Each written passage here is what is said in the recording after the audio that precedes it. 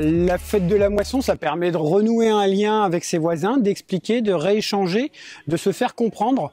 Parce qu'aujourd'hui, le lien, il est un petit peu cassé entre nous qui sommes dans notre grosse machine et puis le citoyen qui nous voit passer dans nos gros engins. Et on a besoin d'expliquer ce qu'on fait, on a besoin d'expliquer nos pratiques, comment on met en place nos cultures, toutes nos interventions.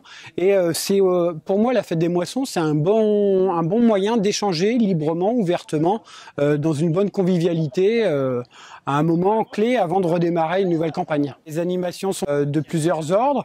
Il y a d'abord eu un récapitulatif en photo sur 36 photos du cycle du blé. Et ensuite, ici, à travers d'un petit labyrinthe dans la culture d'avoine, avoir un jeu questions-réponses à propos de la moisson en ordre général, sur le fonctionnement de la batteuse, sur le système de guidage de la batteuse, sur les périodes, la période de la moisson, les principes de la moisson.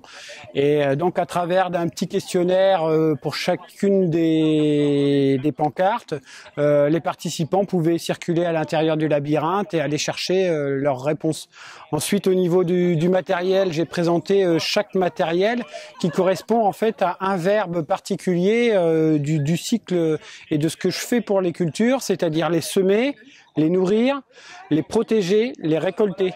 Et donc pour moi, c'est important aujourd'hui que ces 4 verbes rentrent bien dans la tête de tout le monde, parce que c'est ce qu'on fait au quotidien et c'est notre objectif dans la conduite des cultures de réussir à bien faire ces 4 choses-là pour pouvoir nourrir la planète.